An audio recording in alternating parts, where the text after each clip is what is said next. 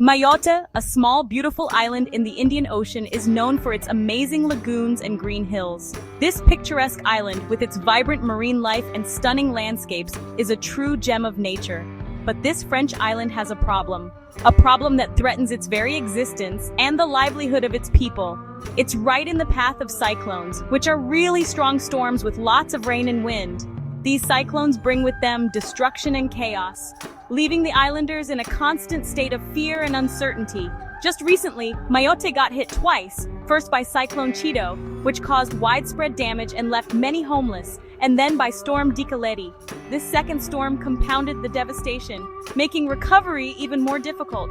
The island and its people are having a really tough time dealing with the terrible floods and mudslides. Houses are gone, people have died, the infrastructure is in ruins, and the community is struggling to rebuild. What will happen next is unclear. The future of Mayotte hangs in the balance as the islanders brace for more potential storms. Mayotte, a group of islands between Madagascar and Mozambique, is used to cyclones. The islanders have always been resilient, but the frequency and intensity of these storms are increasing. But these two storms, one right after the other, have been really bad. The back-to-back nature of these cyclones has left the island with little time to recover. People all over the world are talking about climate change.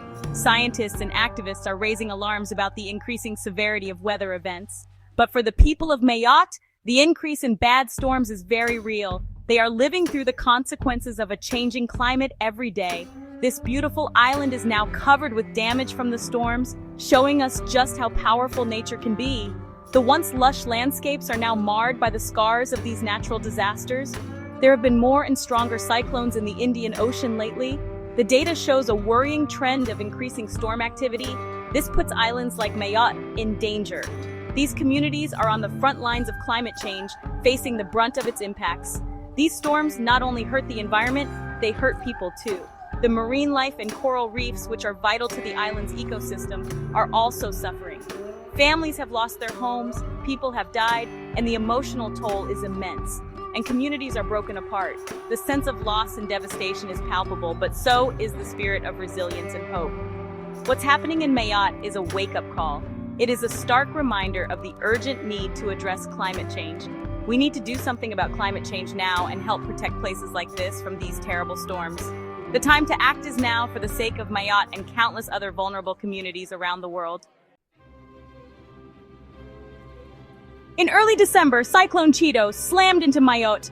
The wind howled with an intensity that the island had never experienced before. Rain poured down on the island, turning streets into rivers and making visibility nearly impossible. The cyclone left a path of destruction. Houses were crushed, reduced to rubble. Roads were blocked by fallen trees and debris. Power lines fell, leaving the island in darkness. The storm killed insert number people and forced thousands of others to leave their homes. Rescue teams worked tirelessly to help those in need, evacuating families and providing essential aid. Mayotte was still trying to recover from Chido when Storm Dikeledi hit. The islanders barely had time to prepare as dark clouds gathered once again. This storm brought tons of rain. Rivers overflowed their banks and mudslides crashed through villages, causing even more destruction. Things were already damaged, and the storm made it even worse. Homes that had withstood Chido were now flooded and uninhabitable. These two storms have been devastating for Mayotte. The landscape is unrecognizable and the community is in ruins. The island is dealing with a serious crisis. The damage is everywhere and the recovery process is slow and painful. It has really hurt the island's roads, buildings, and everything else. Hospitals are overwhelmed with the injured and sick. Schools are closed, leaving children without education. Clean water and bathrooms are hard to find. People are struggling to meet their basic needs.